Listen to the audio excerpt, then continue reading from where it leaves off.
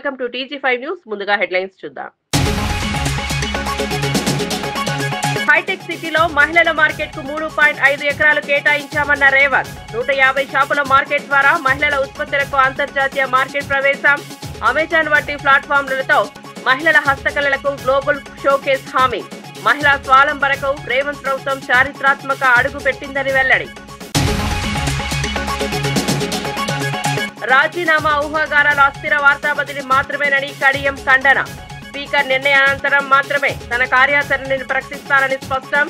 రాజకీయ బ్రాండ్ కావడం అనే స్థితి దృఢం. రాజీనామా లేదు అంటూ క్లారిటీ. వ్యక్తిగత ఒత్తిళ్లు తన నిర్ణయాలను ప్రభావితం చేయవని దృఢ పథకం. ఐబొమ్మ రవి గురించి అనిరుద్ రెడ్డి ఘాటు విమర్శ. టికెట్ ధరల ముంగిట ప్రజలపై భారమిచ్చే విధానాన్ని పరిశ్రమ పునర్ని విమర్శించాలంటూ వెల్లడి. సినిమా ఒక వర్గానికి మాత్రమే లాభదాయకం అవ్వకూడదని అనిరుద్ ఆవేదన. పరిశ్రమ పాలకులు కలిసి ధరలతో సమతుల్యత పాటించాలని డిమాండ్. ఇక వార్త వివరాల్లోకి వెళ్తే ఎమ్మెల్సీ కవిత చేసిన వ్యాఖ్యలను మాజీ మంత్రి సింగిరెడ్డి నిరంజన్ రెడ్డి ఘాటుగా స్పందించారు. కేసీఆర్ నాయకత్వంలో వనపర్తి జిల్లా నీటి కాణాల రూపురేఖలు పూర్తిగా మార్చామని గుర్తు చేశారు. వనపర్తిలో 1,25,000 ఎకరాలకు నీళ్లను తీసుకురావడమే తన పెద్ద విజయమని తెలిపారు. ఏదుల రిజర్వాయర్ నిర్మాణంలో 5,000 ఎకరాల భూసేకరణను రికార్డు స్థాయిలో పూర్తి చేసి 7 టీఎంసీల నీటి సామర్థ్యం గల రిజర్వాయర్ను కేవలం ఏడాది 10 నెలల్లో పూర్తి చేయించి చరిత్ర సృష్టించానని వివరించారు. నీటి సమస్యతో ఎన్నేళ్లు బాధపడిన వనపర్తి ప్రజలకు శాశ్వత పరిష్కారం చూపినందుకే ప్రజలు ప్రేమగా నీళ్ల నిరంజన్ రెడ్డి అని పిలుస్తున్నారని అన్నారు. తాను చేసిన అభివృద్ధిని పక్కన పెట్టి విమర్శలు చేయడం అన్యాయమని, కవిత చేసిన ఆరోపణలు వాస్తవానికి దూరంగా ఉన్నాయని పేర్కొన్నారు. వనపర్తి కోసం తన కృషిని ప్రజలే న్యాయంగా అంచనా వేస్తారని, భూములు, నీటి ప్రాజెక్టులు, సేద్యాభివృద్ధి తన పని మీదే నిలబెట్టాయని నిరంజన్ రెడ్డి స్పష్టం చేశారు. చిత్తశుద్ధితో, కేసీఆర్ చలవతో, ఆయన ఆశీర్వాదంతో 1,25,000 ఎకరాలకు ఒక్క వనపర్తిలోనే నీళ్ళు ఇచ్చిన. మిగతా జిల్లాలోని, ఉమ్మడి జిల్లాలోని సాగునీటి ప్రాజెక్టులు కానీ, విద్యా సంస్థలు కానీ, ఇతర ఇన్ఫ్రాస్ట్రక్చర్ కోసం కానీ సమిష్టిగా అందరం కలిసి చేసినటువంటి పని అద్భుతమైనటువంటి పని. 1 ఎకరాకి నేను నీళ్ళు లేకపోతే, మరి కేసీఆర్ నీళ్ళు లేకపోతే వనపర్తి ప్రాంతంలో రేవంత్ రెడ్డి ఇచ్చిన నీళ్ళతో వస్తున్నాయా? నీ ఉద్దేశం ఏంటి? పంటలు రేవంత్ రెడ్డి ఇచ్చిన నీళ్ళతో పడుతున్నాయమ్మా? పాత వాటికి వెళ్ళి తెచ్చి ఇస్తున్నాడు. పాత అంటే 2017లో 2 బ్రాంచ్ కెనాల్స్ కి కేసీఆర్ గారు ఒక్కొక్కటి 25,000 50,000 ఎకరాలకు జీవోలు ఇచ్చి టెండర్లు పిలిచి పనులు చేయించింది. ఇది కాంగ్రెస్ పని అమ్మా? లేకుంటే రేవంత్ రెడ్డి వచ్చినాక చేసిన పని? పాత వాటికే పెట్టినని చెప్తున్నాం. 69 మినీ లిఫ్టులు పెట్టించిన కేసీఆర్ ఇచ్చిన చలవతోన 1,000 ఎకరాలు వచ్చింది దాని కింద. అది కాంగ్రెస్ వాళ్ళు పెట్టినరా? 15 చెక్ డ్యాంలు కేసీఆర్ శాంక్షన్ చేపించిస్తే రాష్ట్రంలోనే ఆల్ టైమ్ రికార్డుతో చేయించిన 50 రోజులు 55 రోజుల్లో చేయించిన ఒక్కొక్క చెక్ డ్యామ్ ఇవాళ ఒక్కొక్క ఊరి చెరువుకు సమానమైంది. భారతదేశంలోనే రికార్డు 5,000 ఎకరాల భూసేకరణ పూర్తి చేసి 7 టీఎంసీల నీటి సామర్థ్యం కలిగినటువంటి ఏదుల రిజర్వాయర్ ను 1 సంవత్సరం 10 నెలల కాలంలో పూర్తి చేయించేసిన. మేము పూర్తి కాలేదు, ఈయన పట్టించుకోలేదని మాట్లాడింది. ఇక మీకు తెలిసిన విషయం అదైతే ఇంక నేనేం చెప్పాలి? రాజీనామా చేస్తున్నారన్న ప్రచారంపై మాజీ ఉప ముఖ్యమంత్రి కడియం శ్రీహరి స్పష్టంగా స్పందించారు. తాను ఎలాంటి రాజీనామా చేయనని, ఈ విషయంలో జరుగుతున్న చర్చలు, ఊహాగానాలు పూర్తిగా అబద్ధమన్నారు. స్పీకర్ ఏ నిర్ణయం తీసుకుంటారో చూడాల్సి ఉంటుందని, ఆ తర్వాతే తన కార్యాచరణ, భవిష్యత్ ప్రణాళికలు ఉంటాయని స్పష్టం చేశారు. రాజకీయ జీవితంలో కడియం శ్రీహరి అంటే ఒక బ్రాండ్, ఒక నమ్మకం, ఒక విలువ అని ఆయన పేర్కొన్నారు. ఎన్నేళ్ల రాజకీయ ప్రస్థానంలో ఆయన చేసిన సేవలు, నిర్ణయాలు ప్రజలకు స్పష్టంగా కనిపిస్తున్నాయని చెప్పారు. వ్యక్తిగతంగా ఎవరి ఒత్తిడి, రాజకీయ ప్రణాళికలు తనపై ప్రభావం చూపవని, తన నిర్ణయాలు పూర్తిగా ప్రజాసేవపై ఆధారపడి ఉంటాయని తెలిపారు. తెలంగాణ రాజకీయాల్లో అనేక కీలక నిర్ణయాలు తీసుకున్నారని, భవిష్యత్తులో కూడా ప్రజాభివృద్ధి తన లక్ష్యమని చెప్పారు. రాజకీయ ప్రచారాన్ని ఉద్దేశపూర్వకంగా వ్యాప్తి చేస్తున్న వారి ఉద్దేశాలు ప్రజలు అర్థం చేసుకుంటారన్నారు. రాజకీయాల్లో స్థిరత్వం, దృఢ నిశ్చయం ముఖ్యమని కడియం శ్రీహరి పునరుద్ఘాటించారు.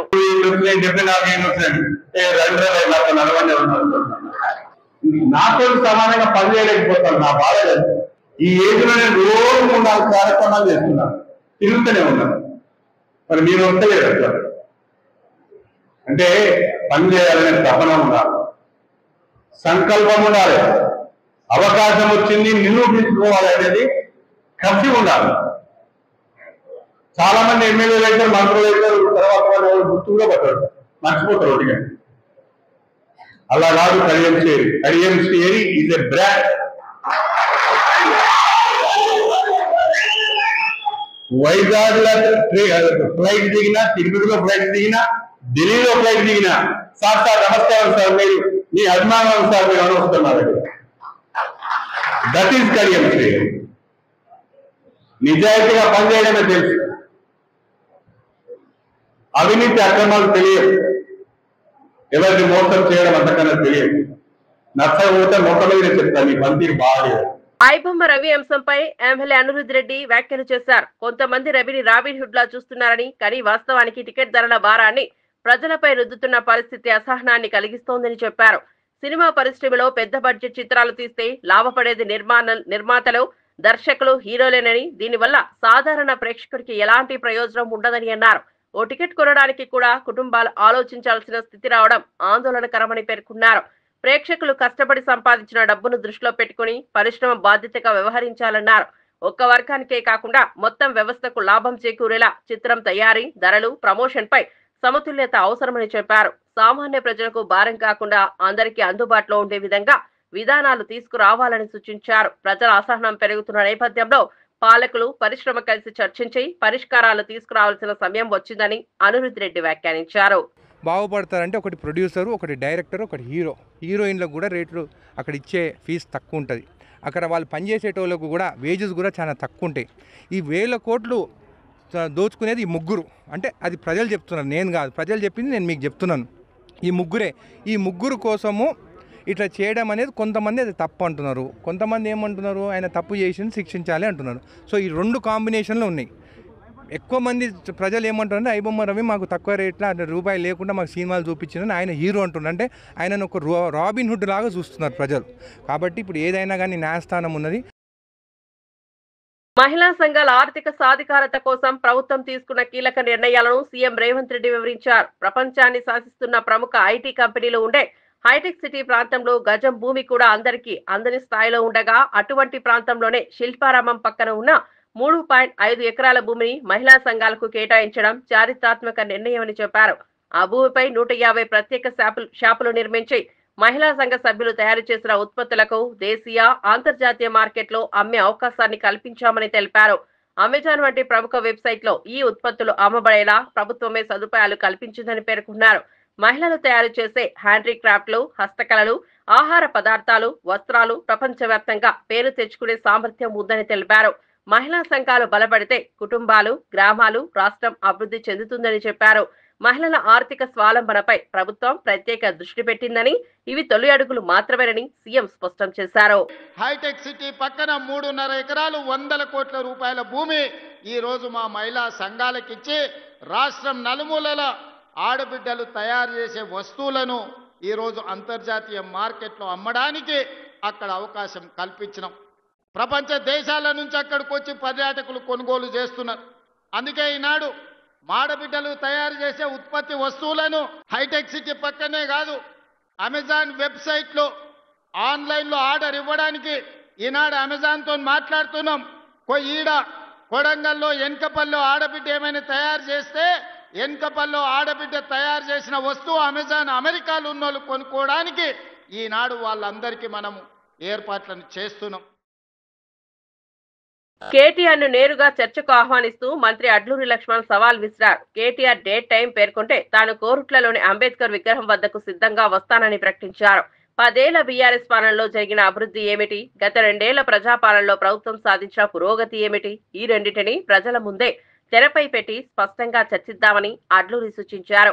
మహిళలకు ఇందిరమ్మ చీరలు ఇవ్వడం బీఆర్ఎస్ నేతలకు అసమానంగా మారిందని, మహిళా సమాజాన్ని బలోపేతం చేసే ప్రతి కార్యక్రమాన్ని వారు అడ్డుకోవడానికి ప్రయత్నించారని విమర్శించారు. ప్రభుత్వ సంక్షేమ పథకాలపై ప్రజలు మంచి స్పందనిస్తున్నారు కాబట్టి బీఆర్ఎస్ నాయకుల్లో అనిశ్చితి పెరిగిందని అన్నారు. తన చర్చా సవాల్ను తప్పించుకోకుండా కేటీఆర్ స్పష్టంగా స్పందించాలని కోరారు. ప్రజల ముందే వాస్తవాలు చెప్పడానికి తాను పూర్తి సిద్ధంగా ఉన్నానని, ఏ అంశాన్నైనా ప్రత్యక్షంగా ప్రజా సాక్షిగా చర్చించడానికి ముందుంటానని అడ్లూరి స్పష్టం చేశారు. ప్రజల కోసం పనిచేసే నాయకుడికి పారదర్శకత తప్పనిసరి అని చెప్పారు. జరిగిందో ఏమి అభివృద్ధి జరగలేదో మొత్తం చెప్తాం, క్లిక్కర్తో సహా చెప్తాం. 2014 నుంచి 18 నుంచి 23 వరకు ఈ కోరుట్ల నియోజకవర్గం లోపల నువ్వు చేసిన గొప్పతనం ఏంది? మీ రాజ్యం మీరే వెళ్ళింది కదా, టీఆర్ఎస్ పార్టీ నాయకులు రాజ్యం వెళ్ళింది కదా. 2023 నుంచి ఇలా 2 సంవత్సరాల లోపలనే 2 సంవత్సరాలు మేము ప్రజాపాలన ఇందిరమ్మ రాజ్యం లోపల ముఖ్యమంత్రి గారి నేతృత్వంలో మేము చేసిన పని ఏందో చెప్తాం. మేము చర్చకు సిద్ధం. కేటీఆర్ టైం డేట్ చెప్పాను, కేటీఆర్ చెప్పిన రోజు నేను వస్తా. గురుకులాల్లో విద్యార్థులు ఆత్మహత్యలు చేసుకుంటున్నా ప్రభుత్వం పూర్తిగా నిర్లక్ష్యంగా వ్యవహరిస్తోందని కల్వకుంట్ల కవిత తీవ్రంగా విమర్శించారు. గత 2 ఏళ్లలో రాష్ట్ర వ్యాప్తంగా 100 మందికి పైగా విద్యార్థులు ప్రాణాలు కోల్పోవడం అత్యంత దారుణమని ఆవేదన వ్యక్తం చేశారు. విద్యాశాఖ మంత్రిగా ఉన్న సీఎం రేవంత్ రెడ్డి ఈ ఘటనలపై కనీస సమీక్ష కూడా నిర్వహించకపోవడం బాధ్యతా రాహిత్యానికి నిదర్శనమని పేర్కొన్నారు. డైలాగులు కొట్టడం, మీటింగులు పెట్టడం, ఢిల్లీకి వెళ్లడం తప్ప విద్యాశాఖను పట్టించుకునే పరిస్థితి లేదని కవిత విమర్శించారు. గురుకులాల్లో విద్యార్థుల మానసిక ఆరోగ్యం, భద్రత, హాస్టల్ పర్యవేక్షణ, సిబ్బంది లోపాలు ఇవన్నీ పెద్ద సమస్యలుగా మారుతున్నాయని చెప్పారు. కుటుంబాలు తమ పిల్లలను మంచి భవిష్యత్తు కోసం గురుకులాలకు పంపుతుంటే ఇలాంటి ఘటనలు జరగడం అసహ్యకరమని పేర్కొన్నారు. విద్యార్థుల మరణాలకు కారణమైన వ్యవస్థ లోపాలను ప్రభుత్వం వెంటనే సరిదిద్దాలని, సమగ్ర విచారణ కమిటీ ఏర్పాటు చేసి బాధ్యులపై చర్యలు తీసుకోవాలని డిమాండ్ చేశారు. విద్యా వ్యవస్థను రక్షించడం ప్రభుత్వ మొదటి కర్తవ్యమని కవిత స్పష్టం చేశారు. పెట్టడం అంటే ఢిల్లీకి పోవడం తప్పితే ముఖ్యమంత్రి గారు పిల్లల్ని పట్టించుకోవడం లేదు. ఆయననే విద్యాశాఖ మంత్రిగా ఉండడం మనందరం చేసుకున్నటువంటి దౌర్భాగ్యం. ఆయన విద్యాశాఖ మంత్రిగా ఉండి తనకు రివ్యూ చేసే తీరిక లేదు, హాస్టళ్ల మీద ఆలోచన చేసేటటువంటి పరిస్థితి లేదు, కనీసం పేద పిల్లల పట్ల కన్సర్న్ లేకపోవడం చాలా దారుణం. పదే చెప్పిన ఈ మైనారిటీ రెసిడెన్షియల్ స్కూల్స్ అయినా, బీసీ, ఎస్సీ, ఎస్టీ వెల్ఫేర్ పాఠశాలలలో ఆడపిల్లలైనా మగపిల్లలైనా ఇట్లా బలవన్మరణాలకు లోనవుతూ ఉన్నారు. దీన్ని ప్రభుత్వం తక్షణమే సీరియస్గా తీసుకోవాలని డిమాండ్ చేస్తూ ఉన్నాను. మరి ఎందుకు జరిగింది ఈ ఘటన అని తెలుసుకోవడం లేదు. మొన్న హుజూరాబాద్లో ఒక బిడ్డ దగ్గరికి పోయి వచ్చినాం, అంతకుముందు ఇంకొక చోట జరిగింది. ఇట్లా కంటిన్యూస్గా మేము పోయినటువంటి ఈ మధ్య కాలంలోనే ఒక 10-15 ఇన్సిడెంట్స్ ఉన్నాయి.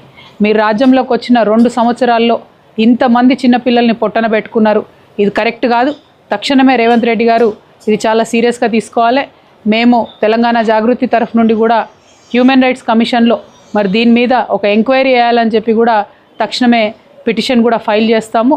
మరి మీరు విని రివ్యూ చేసుకున్నారా? సరే అవసరమైతే state human rights commission, national human rights commission వరకు కూడా వెళ్ళి కదలిక తీసుకొని వస్తామని ప్రభుత్వాన్ని హెచ్చరిక చేస్తూ ఉన్నాం. విద్యాశాఖ మంత్రిగా ఉన్నటువంటి గౌరవ ముఖ్యమంత్రి గారు తక్షణమే ఈ సిచ్యువేషన్ మీద రివ్యూ చేయాలని కూడా డిమాండ్ చేస్తూ ఉన్నాం. బీఆర్ఎస్ నేతల అవినీతి విషయంపై కాంగ్రెస్ ప్రభుత్వ ధైర్యాన్ని పరీక్షిస్తూ మాజీ ఎంపీ కొండ విశ్వేశ్వర రెడ్డి ఘాటు వ్యాఖ్యలు చేస్తారు. కవితను లోపల వేశాం, అయితే కేటీఆర్ ను లోపల పెట్టే ధైర్యం కాంగ్రెస్ ప్రభుత్వం ఉందా అని సవాల్ విసిరారు. కాంగ్రెస్, బీఆర్ఎస్ పార్టీల మధ్య గోప్యమైన పొత్తు ఉన్నదనే కాళేశ్వరం అవినీతిపై చర్చలు తీసుకోవడం లేదని ఆరోపించారు. కాళేశ్వరం ప్రాజెక్టులో 1,00,000 కోట్ల అవినీతి జరిగిందని కాంగ్రెస్ చెప్పింది. కానీ 2 ఏళ్లు ఎలాంటి అరెస్టులు చేయకపోవడం ప్రజల్లో అనుమానాలు రేకెత్తిస్తోందన్నారు. మునుగోడు ఉప ఎన్నికల్లో కాంగ్రెస్, బీఆర్ఎస్ కలిసి బీజేపీని ఓడించేందుకు పనిచేశారని కూడా ఆరోపించారు. రాహుల్ గాంధీ భారత్ జోడో యాత్రకు ఆర్టీసీ బస్సులు పంపింది కేసీఆర్ ప్రభుత్వమేనని గుర్తు చేశారు. అవినీతి వ్యతిరేకంగా నిజమైన పోరాటం చేయాలంటే కాంగ్రెస్ మాటలు కాక కార్యాచరణ చూపాలని కొండా వ్యాఖ్యానించారు. బీఆర్ఎస్ పెద్దలపై చర్యలు తీసుకోకపోతే 2 పార్టీలు ప్రజలను మోసం చేస్తున్నట్లు అవుతుందని హెచ్చరించారు. మున్గోడు ఇద్దరు కలిసి బీజేపీని ఓడగొడుతున్న ప్రయత్నం చేసిండ్రు, సాధించిండ్రు కూడా. మున్గోడ్ల భారత్ జోడో యాత్రకు బస్ పంపింది టీఆర్ఎస్ ప్రభుత్వం. భారత్ జోడో యాత్ర ఎవరు? రాహుల్ గాంధీ భారత్ జోడో యాత్రకు ఆర్టీసీ బస్సులు కిరాయికి పంపించింది. ఆర్టీఐ వేసినా ఇంకా సమాధానం రాలేదు. మీరు కాంగ్రెస్, టీఆర్ఎస్ కలిసి ఉన్నారు. మీరు ఆ సమాధానం ఏంది? ఎవరు ఆర్టీసీకి ఎవరు చెక్ ఇచ్చిండ్రు? ఎవరు పేమెంట్ చేసిండ్రు? కాంగ్రెస్ పార్టీ నిర్వహించిన ఢిల్లీ ధర్నాపై శాసనమండలి డిప్యూటీ చైర్మన్ బండ ప్రకాష్ తీవ్రంగా స్పందించారు. ప్రజల సమస్యలపై నిజమైన పోరాటం చేస్తామన్న కాంగ్రెస్ హామీలు మాటల్లోనే ఉన్నాయని, ప్రదర్శన కోసం నిర్వహించిన ఢిల్లీ ధర్నాకు కోసం రాహుల్ గాంధీ కూడా హాజరు కాలేదని విమర్శించారు. నాయకత్వంలో లేకపోతే ఎలా ప్రజా సమస్యలు పరిష్కరించగలరని ప్రశ్నించారు. కాంగ్రెస్ పార్టీ ఇటీవలి కాలంలో ఉద్యమాలని కేవలం ప్రచార ప్రయోజనాలకే పరిమితమయ్యాయని, నిజమైన ప్రజా సమస్యలపై ఏకాగ్రత కనిపించడం లేదని అన్నారు. తెలంగాణకు సంబంధించిన కీలక సమస్యలు, రైతుల ఇబ్బందులు, ధరల నిరుద్యోగం వంటి అంశాలపై కాంగ్రెస్ ప్రభుత్వం సంపూర్ణ వైఫల్యం చూపుతోందని ఆరోపించారు. ఢిల్లీలో పెద్ద డ్రామాగా చేపడుతున్న ధర్నా నాయకత్వం గైర్హాజరుతో పూర్తిగా ప్రభావం కోల్పోయిందని చెప్పారు. కాగితం మీద పోరాటాలు కాదు, ప్రజల్లోకి వెళ్లి సమస్యలు వినాలి, పరిష్కార మార్గాలు చూపాలి అని స్పష్టం చేశారు. కిందికి వస్తే అది తెలంగాణ ప్రజల ఆత్మగౌరవానికే భంగం. అది సరే, నీకు అది ఉన్నా కూడా మార్చి వరకు టైం ఉంది. మొన్నటి పార్లమెంట్ సమావేశాల్లో నువ్వు ధర్నా పెట్టినావు. ఒక్క పార్లమెంటు మెంబర్లు ఎవరైనా, రాహుల్ గాంధీ గారు ఎవరో నీ ధర్నాకు వచ్చినారా? నువ్వు 2 సార్లు ధర్నా అయింది ఇప్పుడు ఢిల్లీలో. కనీసం 2 సార్లు ధర్నా చేసినావు, నీ పార్లమెంట్లో ఇష్యూ రేజ్ చేయొచ్చు కదా. 250 మంది దాకా నీకు మీ కాంగ్రెస్కు అనుబంధ విభాగాల సభ్యులు ఉన్నారు. వాళ్ళందరూ రేజ్ చేసి పార్లమెంటును స్తంభింపజేయవచ్చు కదా. అటువంటి కార్యక్రమం ఏం జరగలేదనే విషయాన్ని కూడా మనం గుర్తుపెట్టుకోవాలి. ఈరోజు ఈ జీవో మీద మరి చేసి ఈరోజు 46 జీవోని చేయడం అనేది ఇది మొదటి నుంచి చేసిన కార్యాచరణ లోపం. దాని మీద సీరియస్నెస్ లేదు, కమిటెడ్నెస్ లేదు. సూర్యాపేటలో బీఆర్ఎస్ నేతలు నిర్వహించిన సన్నాహక సమావేశంలో ఈ నెల 29న జరగనున్న దీక్షా దివాస్ ను ఘనంగా నిర్వహించాలని నిర్ణయించారు. తెలంగాణ చరిత్రలో నవంబర్ 29 ప్రత్యేక స్థానం సంపాదించుకున్న రోజు అని వారు గుర్తు చేశారు. తెలంగాణ వచ్చుడో కేసీఆర్ సచ్చుడో అన్న నినాదమే ఉద్యమానికి ఊపిరిగా మారిందని, రాష్ట్ర ఏర్పాటులో ఆ రోజు కీలక మలుపు తీసుకొచ్చిందని పేర్కొన్నారు. కేసీఆర్ ఆమరణ దీక్షతోనే కేంద్రం మెడలు వంచింది. ఆ నిర్ణయమే తెలంగాణ రాష్ట్రం జనానికి దారితీసిందని నాయకులు తెలిపారు. జననానికి దారితీసిందని నాయకులు తెలిపారు.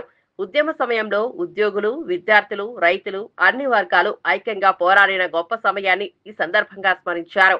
ఇప్పుడు రాష్ట్ర వ్యాప్తంగా అన్ని గ్రామాల నుంచి వేలాది మంది దీక్షా దివాస్ కోసం సిద్ధమవుతున్నారని చెప్పారు. సూర్యాపేటలో రాష్ట్రానికి ఆదర్శంగా దీక్షా దివాస్ ను నిర్వహిస్తామని హామీ ఇచ్చారు. ఈ సందర్భంగా రేవంత్ రెడ్డి ప్రభుత్వంపై కూడా విమర్శలు గుప్పించారు. పెద్ద ఎత్తున భూ మార్పిడి, పరిశ్రమల కార్పొరేషన్ భూముల్లో అవకతవకలు, కోకాపేట వేలల్లో భారీ అసంస్కృత ప్రభుత్వం వైఖరిని బహిర్గతం చేస్తున్నాయని వ్యాఖ్యానించారు. ప్రజా సమస్యలను పక్కన పెట్టి కేవలం డబ్బు రాజకీయాల్లో నిమగ్నమైన ప్రభుత్వం రాష్ట్రాన్ని వెనక్కి లాగుతోందని బీఆర్ఎస్ నేతలు ధ్వజమెత్తారు. కేసు అవుతుంది, ఇది క్రిమినల్ కేసు అవుతుంది. ఇచ్చిన వాళ్ళు తీసుకున్న వాళ్ళు ఇద్దరు కూడా బాధ్యులు అవుతారు, అందులో సందేహం లేదు. ఇద్దరు కూడా జైల్లో వెళ్లాల్సిన పరిస్థితి వస్తుంది. అంత బహిరంగంగానే చేస్తున్నారు. ఏ జంకు గొంకు లేకుండా ముందు డబ్బులు సంపాదిస్తే చాలు, తర్వాత ఏమన్నా కానీ అన్న పద్ధతుల్లో అన్ని నిబంధనలు కూడా తొంగలు తొక్కి చేస్తూ ఉన్నారు. ఇప్పటి వరకు ఎప్పుడు కూడా జరగలే అటువంటి చరిత్రలో. వాస్తవానికి Telangana industrial infrastructure development corporation ఏదైనా చేయదలుచుకుంటే వాళ్ళు భూములు, ప్రభుత్వ భూముల్ని తీసుకున్నా లేదా ప్రైవేట్ భూములను అక్వైర్ చేసినా వాళ్ళు డెవలప్ చేస్తారు, వాళ్ళే ధర నిర్ణయించాలి, అమ్ముతారు తప్ప సబ్ రిజిస్ట్రార్ వాల్యూకి ఎప్పుడు కూడా సంబంధం లేదు. ఇవాళ లేని నిబంధన తీసుకొచ్చి కొత్తగా సబ్ రిజిస్ట్రార్ వాల్యూలో ఇంతే ఉంది అని చెప్పి మేము ఇచ్చిన మాట్లాడుతున్నారు. మరి అదే ఒకవైపు సేమ్ ప్రభుత్వ భూమి, ఒకవైపు కోకాపేటలో ఇక్కడక్కడ వేలం పాటేసి 100 కోట్లు వచ్చిన ఎకరానికి 179 కోట్లు వచ్చినాయని మాట్లాడుతున్నారు. మరి ఇక్కడ ₹1 కోటికే ఎట్లా ఇస్తారు? చాలా స్పష్టంగా కనబడుతుంది, చాలా నేకెడ్గా బహిరంగంగా నగ్నంగా కనబడుతుంది ఈ మోసం, ఈ ద్రోహం అనేది, ప్రజల ఆస్తిని దోసుకోవడం అనేది. ఇది తప్పకుండా శిక్షార్హమే, అందులో సందేహం లేదు. ఇంకొక వైపు జిల్లాలలో ధాన్యం కొనుగోలుకు సంబంధించి ప్రజలు అనేక ఇబ్బందులు పడుతున్నారు. ఒకవైపు పత్తి కొనుగోళ్లలో రైతాంగం మోసానికి గురవుతున్నారు. వీళ్ళు కొనక రకరకాల ఇబ్బందులు పెట్టి గ్రేడ్ల సాకుతో ఇబ్బందులు పెడితే తప్పని పరిస్థితులలో బయట దళారులకు అమ్ముకోవాల్సిన బాధ తప్పడం లేదు. రైతాంగానికి 5,000కి అమ్ముకునే దుస్థితికి వచ్చింది. ఒకవైపు వరి ధాన్యం కూడా 1,500, 1,600, 1,800కి ఎక్కువ మంది రైతులు అమ్ముకుంటున్నారు. కావాలని చెప్పే ప్రభుత్వం ఐకేపీ సెంటర్లలో, కొనుగోలు కేంద్రాలలో సరిగా కొనకపోవడము, ఇక్కడ మాయిశ్చర్ పేరు మీద రైతాంగాన్ని ఇబ్బంది పెట్టడము, వచ్చి నెలల తరబడి ఇక్కడ కూర్చోలేమని, ఇక్కడ కూర్చున్నా తీసుకుంటే ప్రభుత్వం నుంచి పైసలు వస్తాయని నమ్మకం లేదని చెప్పి రైతాంగం తప్పని పరిస్థితులలో దళారులను ఆశ్రయిస్తున్నారు. మళ్ళీ 2014 పరిస్థితులే పునరావృతం అవుతున్నాయి వ్యవసాయం విషయంలో రైతాంగంకి. ప్రజల్లో రైతుల్లో కూడా వ్యతిరేకత తీవ్రంగా వస్తూ ఉంది. అయినా ఈ ప్రభుత్వానికి చలనం లేదు, దున్నపోతు మీద వానబడ్డ పద్ధతుల్లో ఉంది. నేను చేసుకుంటూ పోతా అని. బీసీల హక్కుల సాధన కోసం బీఆర్ఎస్ ముందుండి పోరాడుతుందని మాజీ మంత్రి వి శ్రీనివాస్ గౌడ్ ప్రకటించారు. బీసీలకు నిజంగా అండగా నిలబడే పార్టీ బీఆర్ఎస్ మాత్రమేనని, కాంగ్రెస్ ప్రభుత్వం చేసిన మోసాలపై దశల వారీగా రాష్ట్ర వ్యాప్తంగా పెద్ద ఎత్తున ఉద్యమాలు చేపడతామని చెప్పారు. గ్రామాల నుంచి పోరాటాన్ని ప్రారంభించి ప్రతి మండలంలో, జిల్లాలో బీసీ హక్కులపై అవగాహన సెమినార్లు నిర్వహించనున్నట్లు తెలిపారు. బీసీల సంక్షేమం, రాజకీయ భాగస్వామ్యం కోసం తాము ఎల్లప్పుడూ కట్టుబడి ఉన్నామని, ఈసారి పోరాటం మరింత తీవ్రంగా ఉంటుందని పేర్కొన్నారు. పార్లమెంట్లో బీఆర్ఎస్ ఎంపీ వద్దిరాజు రవిచంద్ర ప్రత్యేక ప్రైవేట్ బిల్లు ప్రవేశపెట్టి బీసీ హక్కుల కోసం పోరాడతారని తెలిపారు. పార్టీ రహిత సర్పంచ్ ఎన్నికల్లో పార్టీ ఆధారంగా 42% రిజర్వేషన్లు ఎలా ఇస్తారని ప్రశ్నిస్తూ కాంగ్రెస్ ప్రభుత్వ విధానాల్లో స్పష్టత, న్యాయం లేవని విమర్శించారు. దాదాపు 11,000 కోట్ల రూపాయలు ఫీజు రియంబర్స్మెంట్ బాకీ ఉండి ఎంతోమంది బీసీ విద్యార్థులు పై చదువులు చదువుకోలేక, టీసీలు కాలేజీ యాజమాన్యం ఇవ్వకపోతే ఉద్యోగాలకు అప్లై చేసుకోలేక, ఒకవైపు విద్యార్థులందరూ కూడా అయోమయంలో ఉంటే, ఇంకోవైపు రాజకీయ రిజర్వేషన్ పేరు మీద మోసం చేయడం. కాంగ్రెస్ పార్టీకి వీళ్లకు ఎలక్షన్ తప్ప ఏం లేదు. ఎలక్షన్ల తప్పు అబద్ధ హామీలతో ఎలక్షన్ బయటపడడం తప్ప వేరే ఆలోచన కూడా లేదు. ఖచ్చితంగా మేము సెమినార్లు పెడతాం, రౌండ్ టేబుల్ సమావేశాలు పెడతాం. మా వద్దిరాజు గారి నాయకత్వంలో మరి పార్లమెంట్లో కూడా మరి వారు ప్రైవేట్ బిల్లు పైన కానీ అక్కడ నాయకులను కలవడానికి కూడా వారాధ్యంలో ఢిల్లీలో. రైతుల సమస్యలను ప్రభుత్వం నిర్లక్ష్యం చేస్తోందని మాజీ ఎమ్మెల్యే కైలే అనిల్ కుమార్ తీవ్ర విమర్శలు చేశారు. ఒకవైపు పంట దిగుబడి తగ్గిపోయి మరోవైపు కోతల ఖర్చులు భారీగా పెరిగాయని, రైతు సేవా కేంద్రాల వద్ద సంచులు దొరక్క రైతులు ఇబ్బందులు పడుతున్నారని చెప్పారు. ధాన్యాన్ని ప్రభుత్వం కొనకపోవడం వల్ల రైతులు దళారీలకు బలవుతుండడం అత్యంత దురదృష్టకరమని అన్నారు. ప్రభుత్వం వ్యవసాయంపై చూపుతున్న వైఖరి రైతులను ఆర్థికంగా, మానసికంగా కుంగదీస్తోందని అన్నారు. చంద్రబాబు ప్రభుత్వం రైతులను కన్నీరు పెట్టించకూడదని, చివరి గింజ వరకు ప్రభుత్వమే కొనుగోలు చేయాలని డిమాండ్ చేశారు. పంట కోత సీజన్లో రైతులకు అవసరమైన మద్దతు అందకుండా ఉండటం, సంచుల కొరత, కొనుగోలు కేంద్రాల అసమర్థత కలిసి పంటల మూల్యాన్ని తగ్గిస్తున్నాయని చెప్పారు. రైతుల కష్టాన్ని అర్థం చేసుకుని తక్షణ చర్యలు తీసుకోవాలని సూచించారు. మార్కెట్ జోక్యం లేకపోతే దళారీల అడ్డదారులు పెరుగుతాయని, కర్షకులు పూర్తిగా నష్టపోతారని హెచ్చరించారు. రైతుల సంక్షేమం కోసమే ప్రభుత్వం అత్యవసరంగా ముందుకొచ్చి స్పష్టమైన చర్యలు తీసుకోవాల్సిన సమయం ఇదేనన్నారు. రైతు భరోసా కేంద్రానికి వెళ్తే ఒక ట్రిప్ షీటు కట్ చేసి, ఆ ట్రిప్ షీటు ర్యాండమ్గా ఏదో ఒక రైస్ మిల్ కొనాల్సిందే. ఆ రైస్ మిల్లో ఆ రైతుకి అప్పుడు సపోర్టు ప్రైస్ అంతా కూడా వచ్చేది. కానీ ఈరోజు దళారుల దగ్గరికి వెళ్తే వాళ్ళు ఏం మాట్లాడతారు, మీకు 1,400 రూపాయలు ఇస్తాం, మొన్నేమో 1,500 ఇస్తానన్నారు. అంటే మనకి సపోర్టు ప్రైసు 1,790 రూపాయలు ఉంటే ఈరోజు 1,400 రూపాయలు ఇస్తామని చెప్తున్నారు. అంటే రైతు ఎంత నష్టపోయి, ఎన్ని దశల్లో రైతు నష్టపోయాడో ఒక్కసారి ఆలోచించేయవలసిందిగా మనం చేస్తా ఉన్నాం. ఎంత దారుణమైన పరిస్థితి అంటే, ఈ రాజకీయ నాయకులు కూడా అందులో ఇంటర్ఫీర్ అయిపోయి ఒక మాఫియాగా ఏర్పడి, రైస్ మిల్లర్ దగ్గర నుంచి వ్యాపారస్తుడి దగ్గర నుంచి అందరూ కూడా ఒక మాఫియాగా ఏర్పడిపోయి ఈరోజు ధాన్యం కొనే పరిస్థితి లేదని చెప్పి ఈ సందర్భంగా తెలియజేస్తా ఉన్నాం. ఎప్పుడు కూడా చరిత్ర లేదు. కనీసం యూరియా కూడా అందించిన పరిస్థితి లేదు. పంట విత్తిన దగ్గర నుంచి ఈ రోజు వరకు రైతు పడినటువంటి చిత్రవద ఈ చరిత్రలో ఎప్పుడు, ఈ సంవత్సరం పడినటువంటి చిత్రవద ఎప్పుడు కూడా రైతు పడలేదని చెప్పి మనం చేస్తా ఉన్నాం. దీనికి కారణం ఏంటంటే పాలకుల యొక్క నిర్లక్ష్యం. రైతుల పట్ల మీకు ఇంట్రెస్ట్ లేదు, మీకు ధాన్యం పండించడం గురించి మీకు ఇంట్రెస్ట్ లేదు. మీరు ఎంతసేపు కూడా ఏదో పెట్టుబడి తెస్తున్నాం, ఏదో సమ్మిట్ పెట్టాం, మీరు తీసుకురండి, పెట్టుబడి పెట్టండి, సమ్మిట్ పెట్టండి, కానీ ఈ ఆంధ్రప్రదేశ్లో ఉన్నటువంటి రైతులను ఆదుకోండి. మీరు ఏదైతే ఆ రోజు పంట నష్ట పరిహారం ఇస్తానన్నారో, ఎన్యూమరైజేషన్ చేశారో, అది కూడా తప్పులు తడకగానే ఉంది. ఏదైతే ఎన్యూమరైజేషన్ చేశారో ఆ ఎన్యూమరైజేషన్కి ఈరోజు మీరు ఏదన్నా ఆ ఇన్పుట్ సబ్సిడీ రిలీజ్ చేస్తే రైతు ఈ వ్యయానికి గానీ అతను. ఆంధ్రప్రదేశ్ లో లా అండ్ ఆర్డర్ పరిస్థితి దేశంలోనే అట్టడుగున పడిపోయిందని వైఎస్ఆర్సీపీ ప్రధాన కార్యదర్శి గడికోట శ్రీకాంత్ రెడ్డి తీవ్రంగా విమర్శించారు. రాష్ట్రం ఇంతకీ ఎంత దిగజారుతుందో అర్థం కావడం లేదని ఆవేదన వ్యక్తం చేశారు. ప్రజల రక్షణ కోసం ఉన్న పోలీసులు అధికార పార్టీ వైపు కాకుండా న్యాయం వైపు, ప్రజల వైపు నిలబడాల్సిన అవసరం ఉందని స్పష్టం చేశారు. కానీ ప్రస్తుత ప్రభుత్వం పాలనలో పోలీసులు పూర్తిగా రాజకీయ ఒత్తిడికి వశమైపోయారని, ప్రజా సమస్యలు పట్టించుకునే పరిస్థితి కనిపించడం లేదని అన్నారు. ప్రశ్నించే నాయకులు లేకపోవడంతో కొంతమంది అధికారులు నిర్బంధం లేకుండా వ్యవహరిస్తున్నారని, వారు చేస్తున్న ప్రతి తప్పు రికార్డులో నిక్షిప్తం అవుతుందని గడికోట హెచ్చరించారు. నేరాలు పెరుగుతున్నా పరిష్కార చర్యలు లేకపోవడం రాష్ట్రానికి ప్రమాదకరమని, ప్రజల్లో భద్రతాభావం దెబ్బతింటోందని పేర్కొన్నారు. ఏపీ ప్రజలు శాంతి భద్రత కోసం ఎదురు చూస్తున్నారని, పోలీసులు రాజకీయాలకు దూరంగా ఉండి నిజాయితీతో పనిచేయాలని స్పష్టం చేశారు. లా అండ్ ఆర్డర్ పై ప్రభుత్వం అత్యవసర చర్యలు తీసుకోవాలని డిమాండ్ చేశారు. సో ఈ కొత్తగా పాత రికార్డ్స్ తారుమారు చేసి ఇప్పుడు కొత్తగా ఎక్కించేటువంటి రికార్డ్స్ అన్ని కూడా నోటెడ్ అయి ఉంటే భవిష్యత్తులో ఎక్కడున్నా కూడా తప్పు చేసిన వాళ్ళు ఎక్కడికి పోయినా వాళ్ళ శిక్ష ఖచ్చితంగా ఉంటుంది వాళ్ళకు. సో దయవుంచి అధికారులను కూడా వాళ్ళు దగ్గర పెట్టుకుని పనిచేయమని చెప్తున్నాం. మంచి న్యాయం అనేది ఆలోచన చేయమంటున్నాం. ఈ స్వల్ప ఆదాయాల కోసం దిగజారి వ్యవస్థను ఇది చేసి కుటుంబాన్ని నాశనం చేయకండి. మంచి పద్ధతులు అవలంబించండి. లేని పక్షంలో ఇవన్నీ కూడా ప్రశ్నించేవారు లేరు అన్నటువంటి రీతిలో మీరు ఏమైనా వివరిస్తుండొచ్చు. సో అన్ని కూడా రికార్డ్ అవుతున్నాయి. ఎవరైతే తప్పు చేసి ఇట్లాంటి చేస్తున్నారో వాళ్ళందరికీ కూడా ఖచ్చితంగా శిక్ష అన్నటువంటిది ఖచ్చితంగా ఉంటుందని కూడా తెలియజేస్తాం. ముగించే ముందు ముఖ్యాంశాలు మరోసారి.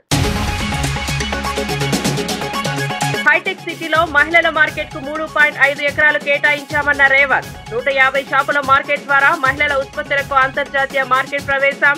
అమెజాన్ వంటి ప్లాట్ఫామ్లతో మహిళల హస్తకళలకు గ్లోబల్ షోకేస్ హామీ. మహిళా స్వావలంబనకు రేవంత్ ప్రభుత్వం చారిత్రాత్మక అడుగు పెట్టిందని వెల్లడి. రాజీనామా ఊహాగానాల అస్థిర వార్తా బదిలీ మాత్రమేనని కడియం ఖండన. స్పీకర్ నిర్ణయానంతరం మాత్రమే తన కార్యాచరణని ప్రకటిస్తానని స్పష్టం. రాజకీయ బ్రాండ్ కావడం అనే స్థితి దృఢం. రాజీనామా లేదు అంటూ క్లారిటీ.